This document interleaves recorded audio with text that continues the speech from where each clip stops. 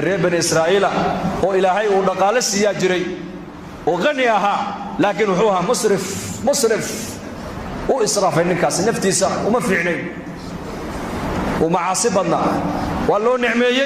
أولاد با إلهي سيي أرزاقات با إلهي سيي عافمات با إلهي سيي مع ذلك هدنا وحوها من عاصي أبوها لكن صفة عجيبوا لها صفة دي سمعي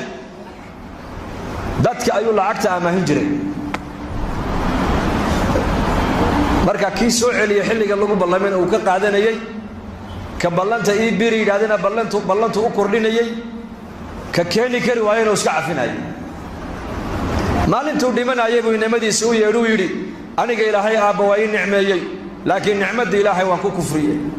waxaan ilaahay la hortegayo iga horreeyo khayr aan uma garanayo ma garanayo wax khayr oo iga horreeye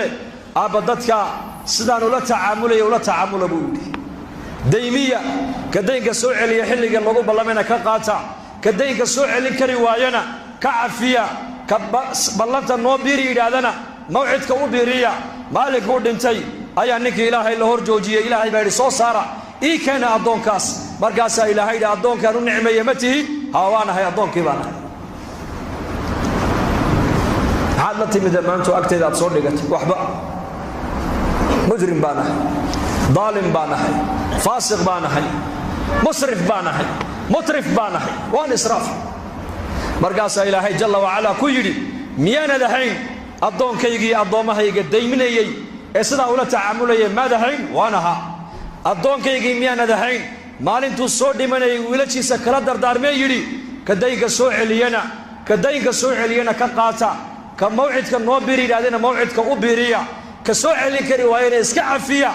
addoonkii innimadiisa sidaa kula soo dardaarmay in addoommahayga ula tacaamulaan adigu ma tihid haa waan ahay anna waan ku cafiya jannada galbaa ilaahay yidhi والعافين عن الناس والله يحب المحسنين